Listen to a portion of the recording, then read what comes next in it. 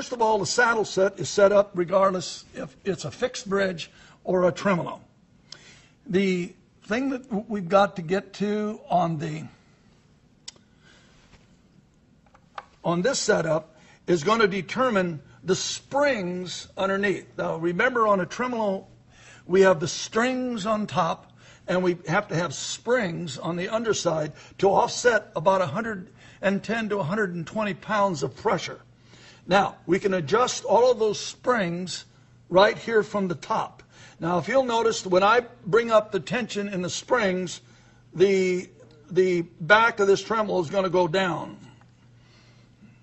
And when that goes down is going to depend upon what gauge of strings you're going to use. If you're going to use heavy gauge strings, then you have to incorporate more spring pressure underneath. And you do that by turning this clockwise, and that'll bring it right down. The important thing with this tremolo is that, and I'll move the guitar, the important thing is that sets parallel, the cage sets parallel with the outside frame. We don't want it setting like that, and we don't want it setting like that. We want it setting parallel. So depending on what strings, what gauge of strings you're going to put on this instrument will depend on how much adjustment you need to make in that area. Again, all of that is located in your hang tag in your book. And that is it right there on that little page. Okay. Now, so that is the way that works. Also, we may find that those of you that play tremolo or are going to, I can tell you that you may want the tremolo arm to be very tight. You might want it to swing back and forth this way, or you want it to stay wherever it is. This tremolo is equipped with a clutch, and the clutch is right beside the string tensioner, the spring tensioner. Now, in order to you put more tension, turn it clockwise. You can see you can set that bar wherever you want to set it. If you don't like that and you want it to be a more wild situation, you simply unloosen it, and it just swings all the way around. It goes everywhere. Okay, and that's a choice that you may want to make. And so that pretty well concludes the setup of it. It's short and to the point, and read the little book, because the setup you get, I'm sure, will be fine for the guitar. But as the guitar ages, maybe you want to change a few things. You can do that. You can change your spacing. You can do that. And remember, this tremolo, you can pull up on it, and you can make spaghetti out of it. You can do either one that you want to do from the tremolo. Now, one other thing is that when this gets set up, let's say you break a string or you want to change a set of strings, you may want to use this lock right here to help you do that. So if you're going to change strings, you can put it in the slot, lock it up. That way you can restring the guitar pretty easily. You can just do that. You can pull it up, and after a couple of string ups, you get the idea about how far you can pull it up to pitch. Okay? Now, on the top and the nut, I really won't go too much into that. That's very straight ahead. All I could say is this. First of all, leave the nut unloosened, while you tune up your guitar. Okay? Then, after you get this all in perfect shape as you want it to be, then lock the strings down by simply tightening the screws.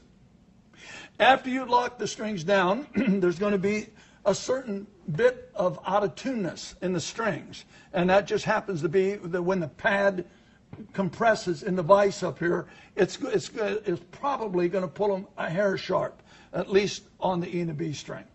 If that's the case, you can simply fine-tune them with your fine-tuners right here. So then you just fine-tune these, bring it back into perfect pitch, and you have your locking system complete and ready to go shred, whatever you want to do. Okay?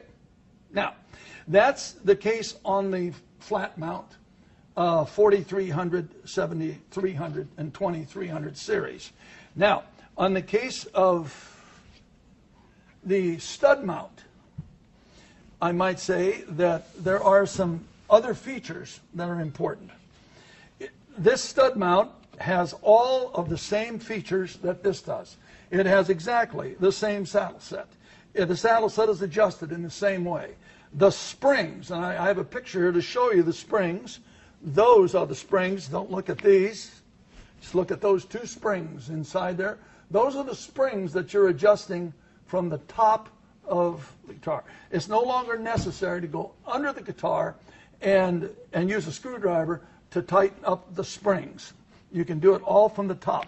Again, it's in the same place. The tightening takes place in exactly the same place. Fine-tuning is exactly the same. The only difference on the stud mount is that you even have more adjustment to better fit your needs and what you want to do. This stud bolt right here goes up and down almost 200 thousandths of an inch. These little risers right here, they go up and down over 200, actually 350 thousandths of an inch.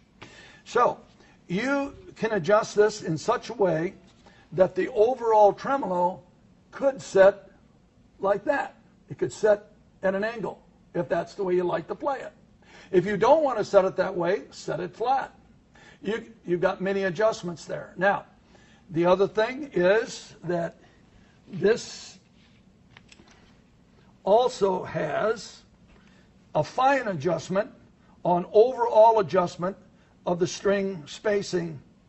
And by turning this, you can see that moves this back on the stud.